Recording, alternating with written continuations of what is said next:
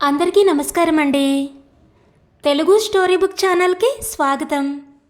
ఈరోజు నేను మీకు వినిపించబోతున్న కథ పెద్ద కొడుకు కోడలు చేసే అవమానాలతో మానసికంగా కృంగిపోయిన తల్లిదండ్రుల కోసం చిన్న కొడుకు తీసుకున్న నిర్ణయం ఏమిటి అనేది ఈ కథ ద్వారా మనం విందామండి. కథ పేరు అమ్మ సంతృప్తి. రచించిన వారు తనికెళ్ల కళ్యాణి గారు. మరైతే ఈ కథను ఎక్కడా స్కిప్ చేయకుండా చివరి వరకు వినండి. నచ్చితే లైక్ చేయండి. కొత్తగా మన ఛానల్ని చూస్తున్నట్లయితే కనుక సబ్స్క్రైబ్ చేసుకోవడం అస్సలు మర్చిపోవద్దు. మరిక కథలోకి వెళ్ళిపోదామా? రేపు ఉదయం కలుద్దాం ఫ్రెండ్స్కి చెప్పి బ్యాట్ ఊపుకుంటూ ఇంటి వైపు అడుగులేశాను. సన్నజాజి పందిరి దగ్గర అమ్మ. ఇంటికి రాగానే అమ్మ కనబడితే ఎవరికైనా ఆనందమే కదా. నేను సంతోషంగా ముందుకెళ్ళి పిలవబోయేలోపు ఆగిపోయాను. నా కాళ్ళు తడబడ్డాయి. కారణం నా కంటికి ఎదురుగా కనపడిన అమ్మ కన్నీళ్లు. అమ్మ పమిట కొంగుతో కన్నీళ్లు వత్తుకుంటే నా మనసు ముకిలించుకుపోయింది. ఆమె చాలాసేపు నుండే అక్కడ నిలబడిందని చాటుతూ పళ్ళెంలోని కాసిన సన్నజాజులే చెబుతున్నాయి. అమ్మ వాటిని కోసే నెపంతో తనలోని బాధను దాచుకుంటుందని అర్థం చేసుకున్నాను. అమ్మా, ఆత్మీయంగా పిలిచాను. అమ్మ తుళ్ళిపడింది. గబగబా పమిట కొంగుతో మొహం తుడుచుకుంది. నువ్వా చంటి? పువ్వులు కోసొస్తాను పదా అంది చిన్నగా. నన్ను అక్కడి నుండి పంపే ప్రయత్నం అది. నేను గ్రహించాను. అమ్మా, నువ్వు లోపలికెళ్ళు, పువ్వులు నేను కోసి తెస్తాను అంటూ పళ్ళెం అందుకున్నాను. పళ్ళెం మౌనంగా అందించి వెళ్ళబోయింది. అమ్మా, ఎంతో బాధపడితే కానీ నువ్వు కన్నీళ్లు పెట్టవు. నేను నీ చంటినే అనుకుంటే విషయం ఏమిటో చెప్పమ్మా అన్నాను. ఏమీ లేదురా, మా నాన్నగారు గుర్తొచ్చి కన్నీళ్ళు వచ్చాయి అంతే. అమ్మ లోపలికెళ్ళింది. నాకు అన్నయ్య గదిలో నుండి మాటలు వినబడ్డాయి. ఇంతకీ నువ్వు పెళ్ళికి వస్తున్నావా లేదా అన్నయ్య అడుగుతున్నాడు. ఛీ, నా మూడంతా మీ అమ్మగారు పాడు చేసేశారు. నేను రాను, మీరు వెళ్ళండి. వదిన కంఠం కోపంగా బదులిచ్చింది. ఎక్కడికైనా వెళతాననుకోగానే మీ అమ్మగారు రెడీ. ఈ కనకాంబర రంగు పట్టుచీర కట్టుకునేళ్ళమ్మా, నా చంద్రహారం వేసుకుంటే బాగుంటుంది, తలలో ఈ మాల పెట్టుకో అంటూ నా ప్రాణం తినేస్తున్నారు. నా అలంకరణ విషయంలో ఆవిడ జోక్యం దేనికి? నాకిష్టమైనట్లు నేను ఉండాలనుకున్నా? వదిన నిలదీస్తోంది. నాకు విషయం అర్థమైపోయింది. అమ్మ వెళుతున్నదల్లా ఏదో తప్పు చేసినట్లు నా వైపు చూసింది. నేను బరువుగా నిట్టూర్చాను. జానీ, మురళి మనం వెళ్ళకపోతే ఏమనుకుంటాడు? త్వరగా తెములు.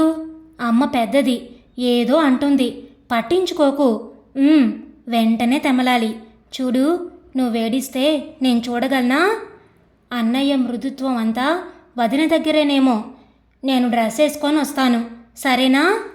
వదిన 5 నిమిషాలయ్యాక అడిగింది. పాపం, మావాడు ఆమెను ప్రసన్నం చేసుకునేందుకు ఎంత కష్టపడ్డాడో. ఒత్త బడుద్దాయి. ఇలాంటి వాడు ఎందుకు పెద్దవాడిగా పుట్టాడో. నా ప్రాణం ఎదురు తిరిగింది. అమ్మ ఎందుకు ఏడ్చిందో అర్థమైంది. పాపం, మా అన్నయ్యకి పెళ్ళైన ఏడాది నుండే మా అమ్మకి తాతగారు గుర్తొస్తూనే ఉన్నారు. సన్నజాజులు కోసి నేను లోపలికి నడవడం, వదిన అన్నయ్య బయటికి రావడం ఒకేసారి జరిగాయి. చెంకీలా మెరుస్తున్న మోడ్రన్ డ్రెస్సులో వదిన అంతకంటే మెరుస్తూ కనిపించింది.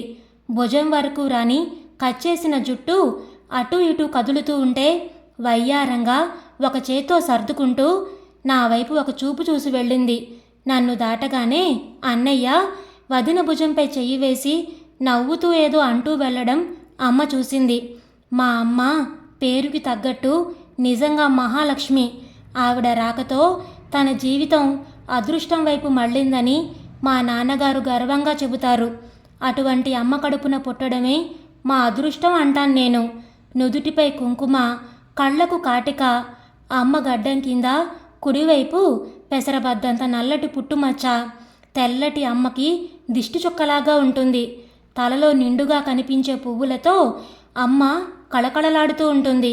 పసుపు రాసిన పాదాలతో అమ్మ ఇంట్లో తిరుగుతూ ఉంటే మాకు కన్నుల పండగగా ఉంటుంది. వదిన వచ్చాక అమ్మ ఎంత సంబరపడిందో, ఎన్ని ఆశలు వదినపై పెట్టుకుందో నాకు తెలుసు. అమ్మాయి లేని నాకు కోడలే అమ్మాయి కదా, నా సరదాలన్నీ తీర్చుకుంటాను. కళ్ళల్లో జ్యోతులు ప్రకాశిస్తున్నట్లు మెరిసిన కనుదోయితో నాన్నగారితో ఎప్పుడూ చెప్పేది, ఏ విషయంలోనూ అతిగా ఆశలు పెట్టుకోకు. నాన్నగారు చిరునవ్వుతో హెచ్చరించేవారు. కలత అంటే తెలియని అమ్మ, బాధను ఎరుగని అమ్మ మా వదిన వచ్చాక వాటి రుచి చూస్తుంది. ఉదాసీనంగా అమ్మ వంటింట్లో వంట చేస్తుంటే సన్నజాజులు మాల కట్టడం నా వంతైంది. నేను మాల కట్టడం ఏమిటా అని ఆశ్చర్యం వద్దు. మా అమ్మ వెనకాల తిరిగే నాకు అమ్మ పనులన్నీ అలవోకగా వచ్చాయి. పెద్ద కంపెనీలో సాఫ్ట్వేర్ ఇంజనీర్నైన నాకు ఆదివారం క్రికెట్ ఎంత ఆనందం ఇస్తుందో అమ్మ వెనక చేసే పనులు అంతకంటే ఆనందం ఇస్తాయి. బొద్దుగా ముద్దుగా పొడవుగా కట్టిన మాలను అమ్మకు అందించాను. అమ్మ నా వైపు ప్రేమగా చూసి అందుకుంది. అన్నయ్య వాళ్ళ కోసం ఎదురు చూస్తూ ఎప్పుడు సోఫాలో వాలి నిద్రపోయానో నాకే తెలియదు. అమ్మ స్వరం నాన్నగారి గదిలో నుండి ఏడుస్తూ వినపడితే నాకు మెలకు వచ్చింది. అమ్మా నాన్నగారు ఇంకా నిద్రపోలేదా? సమయానికి సరిగ్గా అన్ని పనులు పూర్తి చేసే స్వభావం అమ్మది. వాళ్ళు నిద్రకి దూరమై మదన పడుతున్నారా? మీరే చెప్పండి. తను తప్ప నాకెవరు ఆడపిల్లలున్నారు? తను చామంచాయ రంగు పిల్ల. కనకాంబరం రంగు పట్టు చీరలో తనెంత బాగుంటుంది. ఆ చీర నిండా జరీ పుట్టాలే. ఆ చీర నాకు చాలా ఇష్టం. నాకు ఇష్టం లేదని ఒక్క మాట నొచ్చు కదా, అన్ని మాటలతో దులిపేయాలా? జుట్టు కత్తిరించొద్దని, చక్కగా జడవేస్తానని, పూలు పెడతానని అంటే వినదు. మగవాడిలాగా ఏమిటా భుజం పై వరకు వదిలేసిన కత్తిరించిన జుట్టు? ఆడపిల్ల ఆడపిల్లలాగా ఉండాలనుకోవడం నా తప్ప? ఎంత ఈసడించి మాట్లాడిందో తెలుసా? అమ్మ ఏడుపుతో మాటలు పూర్తి చేయలేకపోయింది. నాన్నగారు అమ్మని ఓదారుస్తున్నారు. అన్నయ్య తలుపు కొట్టడం, నేను వెళ్ళి తీయడం, వాళ్ళు గట్టిగా కబుర్లు చెప్పుకుంటూ లోపలికి రావడం జరిగింది. నాన్నగారు పడుకున్నారు. సైలెంట్గా వెళ్ళు. నేను అన్నయ్యని హెచ్చరించాను. వదిన ఏదో అనడానికి సిద్ధపడితే అన్నయ్య వారించి వెళ్ళడం జరిగింది. నాన్నగారి గదిలో నుండి కూడా మాటలాగిపోయాయి. రాత్రి జరిగినది కళ ఏమిటో అనే విధంగా అమ్మ ఉదయమే హడావిడిగా పనులు చేస్తూ కనిపించింది. విరిసిన ముద్దమందారం లాంటి అమ్మ మొహం చూస్తూ దినచర్యలకు సిద్ధపడ్డం నాకిష్టమైన కార్యక్రమం. అమ్మ ఉల్లి గారెలు, అల్లం చట్నీ, శనగపప్పు చట్నీ చేసింది. కొందరు తీపి చట్నీ, కొందరు కారంగా ఉండే శనగపప్పు చట్నీ తింటారు. ఇంట్లో అందరి కోసం ఆలోచించే అమ్మని చూస్తే ఎంత ఓపిక అనిపిస్తుంది. వదిన చెప్పులతో డైనింగ్ టేబుల్ దగ్గరకొచ్చింది. అమ్మ కొత్తలో చెప్పింది, దేవుడి గదిలోకి, వంటగదిలోకి, డైనింగ్ హాల్లోకి చెప్పులు వేసుకొని నడవద్దని. కొన్నాళ్ళు మానేసింది. మళ్ళీ ఈరోజు నాన్నగారు అమ్మ మొహాలు చూసుకున్నారు. అమ్మ మొహంలో చిన్నతనం స్పష్టంగా కనిపిస్తుంది. నాన్నగారు గంభీరంగా అన్నారు, అమ్మాయి జానకి, డైనింగ్ హాల్లోకి చెప్పులతో వస్తావేంటి? అది మంచి పద్ధతి కాదు. మీ సైన్స్ ప్రకారం చూసినా టిఫిన్ తినేటప్పుడు, అన్నం తినేటప్పుడు శుభ్రత పాటించాలి కదా. చదువుకున్న దానివి, అర్థం చేసుకో. వదిన వెనక్కి చూసింది. అన్నయ్య వస్తున్నాడు. ఇంకా ఆవిడ పాఠాలు అయిపోయాయనుకుంటే మీరు మొదలు పెట్టారా? ఎవరి లిమిట్స్లో వాళ్ళు ఉండండి. ప్రతి విషయం భూతద్దంలో చూసంటే ఒప్పుకోను. నా ఇష్టం వచ్చినట్లు ఉంటాను. వదిన చిరాగ్గా అంది. నాన్నగారు తేరుకోవడానికి 2 నిమిషాలు పట్టింది. ఆడపిల్ల కోసం ప్రాకులాడే మహాలక్ష్మికి నువ్వు ఆడపిల్లవవుతావు అనుకున్నాను. నీ ప్రవర్తన బాగుండలేదు. మార్చుకో. పెద్దవాళ్ళు చెప్పింది వినడం అలవాటు చేసుకో. నాన్నగారు అంత గట్టిగా ఏనాడు మా ముందు మాట్లాడడం తెలీదు. అన్నయ్య, జానీ అని కొంచెం తగ్గమన్నట్లు పిలిచాడు. వదిన వెటకారంగా అడిగింది, నా ప్రవర్తన మార్చుకోకపోతే ఏమవుతుంది? నాన్నగారు అనేశారు, మాకు దూరంగా వెళ్ళిపోండి. మా ఎదురుగా ఉండి మమ్మల్ని బాధ పెట్టొద్దు. అమ్మ ఒక పక్కన ఏమండి అని, అన్నయ్య, నాన్నగారు అని పిలిచినా ఆయన వినిపించుకోలేదు. గారెలంటే ఎంతో ఇష్టపడే నాన్నగారు తినకుండా వెళ్ళిపోయారు. మమ్మల్ని వెళ్ళిపోమంటారా? అలాగే వెళతాం. మా ఇష్టం వచ్చినట్లు హాయిగా బ్రతుకుతాం అంటున్న వదినను అన్నయ్య వారించాడు. అమ్మా, ఏమిటమ్మా ఇదంతా అన్నాడు. ఏమిటా? అడుగడుగునా మీ అందరి అభిరుచులకి నేను అనుగుణంగా ఉండాలి. అదే ఆమె గారి కోరిక. మీరు వీళ్ళని వదిలి వస్తారా రారా? వదిన నిలదీసింది. జానకి, మీ మామగారు కోపంలో ఏదో అన్నారు. ఆయనకి పిల్లలంటే ప్రాణం. ఎవరూ ఎక్కడికి వెళ్ళనక్కర్లేదు. అందరూ హాయిగా ఉండండి అంది అమ్మ బరువుగా.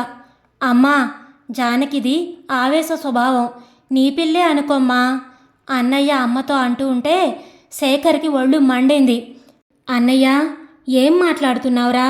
భార్యకి సర్దుకోవాలని చెప్పడానికి బదులు అమ్మకి చెప్తున్నావా? అసలు నీ అసమర్థత వలనే ఇవన్నీ వస్తున్నాయి. రౌతు మెతకవాడైతే గుర్రం దానిష్టం వచ్చినట్లు ఆడిస్తుంది. బాగా తెలుసుకొని ప్రవర్తించమని చెప్పు శేఖరం గట్టిగా చెప్పాడు. చూశారా, గుడ్డొచ్చి పిల్లని వెక్కిరించిందిట. మీ తమ్ముడి వ్యవహారం అలా ఉంది. బొడ్డుడని వాళ్ళు మనకు చెప్పవచ్చిన వాళ్లే ఈసడింపుగా అంది జానకి. సాఫ్ట్వేర్ ఇంజనీర్ మీ కంటికి బొడ్డుడని వాడిగా కనిపిస్తే మీకు దృష్టిదోషం ఉందన్నమాట శేఖరం ఎగతాళి చేశాడు. చంటి, మహాలక్ష్మి పిలుపుతో శేఖరం ఆగిపోయాడు. తగాదాలు పెంచుకుంటే పెద్దవవుతాయి. అది మంచి పనా? నువ్వు టిఫిన్ తిని వెళ్ళు మహాలక్ష్మి చిన్న కొడుకుతో అంది. చూశారా, చేయవలసిందంతా చేసి ఎలా ఏమీ ఎరగనట్లు అంటున్నారో చూడండి వెటకారంగా జానకి అంటున్నా విననట్లే ఉండిపోయింది మహాలక్ష్మి. శేఖరం కళ్ళు సుదూర తీరాల వైపు చూస్తున్నాయి. మనసు గత స్మృతుల నుండి బయటికి రానంటుంది.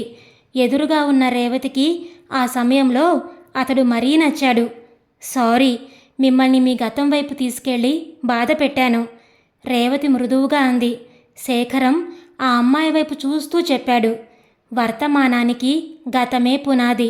మా అన్నా వదిన వేరు వెళ్ళిపోయారు. మా అమ్మ ఎంత ప్రాధేయపడినా వదిన వినలేదు. మా నాన్నగారు దూరంగా ఉంటే విలువలు తెలుస్తాయని అమ్మను సముదాయించారు. మీరు నేను ఉద్యోగంలో చేరినప్పటి నుండే ప్రేమ అంటూ గొడవ చేస్తున్నారు. మీరు నా సాటి ఉద్యోగి.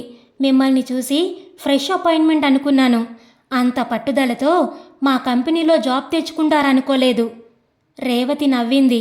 మీరు మా వీధిలోకి కొత్తగా వచ్చినప్పుడే చూశాను. ఉద్యోగం వివరాలు తెలుసుకున్నాను. నా చదువు పూర్తవగానే మీ కంపెనీ పెట్టిన ఇంటర్వ్యూలో సెలెక్ట్ అయి వచ్చాను. ఇదంతా ఎందుకోసం? మిమ్మల్ని చూడడం కోసం, మీ సన్నిధిలో కాలం గడపడం కోసం. ఇప్పటికైనా నా భావాలు అర్థం చేసుకోండి రేవతి మృదువుగా అంది. శేఖరం ఆమె వైపు చూడలేదు. కాస్త దూరంలో ఆడుకుంటున్న పిల్లల సందడి గమనిస్తున్నాడు. పార్కులో చీకటి పడకుండానే వీధి దీపాలు పార్కులోనివి వెలిగాయి. చల్లటి గాలి వాళ్ళని లాలిస్తూ ఊసులేవో చెబుతూ కదిలి వెళుతుంది. శేఖరంది నిర్మోహమాట ప్రవృత్తి. అయినా ఈ అమ్మాయి దగ్గర అది పనిచేయడం లేదు. నిశ్చలమైన కంఠంతో అన్నాడు. చూడండి రేవతి, నాకు కావలసిన భార్య కంటికి నదురుగా కనిపించే అందగత్తె కాదు, ధనవంతురాలు కాదు, బాగా చదువుకున్న విద్యావంతురాలు కాదు. మా అమ్మకు కూతురిగా తృప్తిని కలిగించే అమ్మాయి కావాలి. మా అమ్మకు పొడవైన జడగల కోడలు, పూలతో కంటి కాటుక రేఖలతో వినయంగా ఉండి పెద్దలకు గౌరవమిచ్చే కోడలు కావాలని కోరిక. చక్కటి చీరతో కనువిందు చేసే పిల్ల కావాలి. నన్ను భర్తగా మెప్పించిన అవసరం లేదు. అమ్మను సంతృప్తిపరిచే మగువ కావాలి. మిమ్మల్ని మీరు పరిశీలనగా చూసుకోండి. మా అమ్మకిష్టమైన అమ్మాయి మీలో లేదు. నాకు పెళ్లి కాకపోయినా పర్వాలేదు. మా అమ్మను బాధపెట్టే అమ్మాయిని మాత్రం జీవితంలోకి ఆహ్వానించను. వస్తాను. మరెప్పుడు ప్రేమంటూ నా వెంట పడకండి. ఆ రాత్రి చాలాసేపు రేవతికి నిద్ర పట్టలేదు. ఆమెకి తను ధరించే రకరకాల దుస్తులు, తన పోనీటేలు గుర్తొచ్చాయి. మొదటిసారిగా తన గురించి ఆలోచించింది. రేవతి అస్థిమితంగా అటూ ఇటూ పక్కపై దొరలసాగింది. మా అమ్మకి నచ్చిన కోడలు మాత్రమే నాకు భార్యగా రాగలదు. లేకపోతే పెళ్లి మాట తలపెట్టను. దయచేసి నా వెంట పడకండి. వద్దన్నా పదే పదే శేఖరం మాటలు గుర్తొస్తున్నాయి. మనసిచ్చినదే నిజమైతే పాట గుర్తొచ్చింది. ఆమె తనని తాను పరిశోధించసాగింది. కంపెనీ పని మీద లండన్ వెళ్ళి 6 నెలలకు తిరిగి వచ్చిన కొడుకును మహాలక్ష్మి ఆనందంగా చూసుకుంది. ఎన్ని కబుర్లో, ఎంత హడావిడో. మహాలక్ష్మి కాలు నేలపై నిలవడం లేదు. కొడుకుని క్షణం వదలడం లేదు. లక్ష్మి, నీ సంబరమేనా? మనం అనుకుంటున్న విషయం చెప్పేదుందా? భర్త మహాలక్ష్మిని అడిగాడు. మీరే చెప్పండి. ఆవిడ భర్తనే పురమాయించింది. చంటి, మనం రేపు పెళ్లి చూపులకి వెళుతున్నాం. సంబంధం చాలా గొప్పది. చదువు, అంతస్తు, వివేకం కలిగిన పిల్ల. రేపొస్తామని వాళ్ళకి చెప్పాను. అందంలో, వినయంలో ఆ అమ్మాయి పెట్టింది పేరు. ఆయన కొడుక్కి చెప్పారు. శేఖరం గొంతు పెగుల్చుకొని అన్నాడు, నాన్నగారు, ఇప్పుడే నాకు పెళ్ళెందుకు? వదిన విషయంలో ఇలాగే అనుకొని వెళ్ళాం. ఆ అనుభవం మనకి చాలదా? మహాలక్ష్మి నవ్వింది. ఈ సంబంధం విషయంలో అలాంటి భయం మనం పడక్కర్లేదురా. నా మాట విని చూడు. పెళ్లి చూపులయ్యాక చెప్పు. తండ్రి కూడా అదే చెప్పారు. శేఖరన్ తండ్రి నవ్వుతూ కొడుకుతో అన్నారు, అమ్మాయిని చూడరా, వీక్లీ తర్వాత చూడొచ్చు. మహాలక్ష్మి మృదువుగా అడిగింది, నీ పేరేమిటమ్మా? రేవతండి. వినయమైన ఆ గొంతు చూసి శేఖరం చటుక్కున తలెత్తాడు. రేవతి అతన్ని నవ్వుతూ చూసింది. తలలో సన్నజాజులు, మరువం కట్టిన మాల, సొగసైన కనుదోయికి సన్నటి కాటుక రేఖలు, నుదుటిపై తిలకం, చేతులను ఒడిలో పెట్టుకుని ముగ్ధలాగా కూర్చుంది. పసుపు రంగు వర్కు శారీలో పసుపు కొమ్ములాగా మెరిసిపోతుంది. మహాలక్ష్మి వాళ్ళిద్దరి వైపు చూసింది. ఒకరి అందానికి ఒకరు దీటుగా ఉన్నారు. ఆమె కొడుకుతో అంది, చంటి, ఈ అమ్మాయి మాకు ఉత్తరం రాసింది. తర్వాత ఫోన్లో మాట్లాడింది. మన ఇంటికి ఎలాంటి అమ్మాయి రావాలో అలాంటి అమ్మాయే అనిపించింది. తను మాట్లాడుతూ ఉంటే, నా ఇష్టాలు తను చెబుతూ ఉంటే మేం ఆశ్చర్యపోయాం. మహాలక్ష్మి కొడుకు దగ్గరకొచ్చింది. చంటి, చూడరా, లక్ష్మీదేవిలాగా కనిపిస్తుంది. మనం కావాలని పట్టుపట్టి మన జీవితాల్లోకి వస్తుంది. ఈ అమ్మాయి మనింటి దీపంరా అనంది. శేఖరం సంతృప్తితో నిండిన అమ్మ మొహం చూశాడు. అమ్మ మనసు గెలుచుకున్న రేవతి వైపు అభిమానంగా చూశాడు. ముసిముసిగా నవ్వుతూ అతడి వైపు రేవతి ప్రేమగా చూసింది. ఇదండి ఈరోజు కథ. ఈ కథను గురించిన మీ విలువైన అభిప్రాయాలను కామెంట్స్లో తప్పకుండా తెలియచేయండి. ఇంత మంచి కథను మనకు అందించిన తనికేళ్ల కళ్యాణి గారికి మనందరి తరపు నుంచి ధన్యవాదాలు తెలియజేసుకుంటున్నానండి. మరి కథ మీకు నచ్చిందా? నచ్చితే లైక్ చేయండి, షేర్ చేయండి.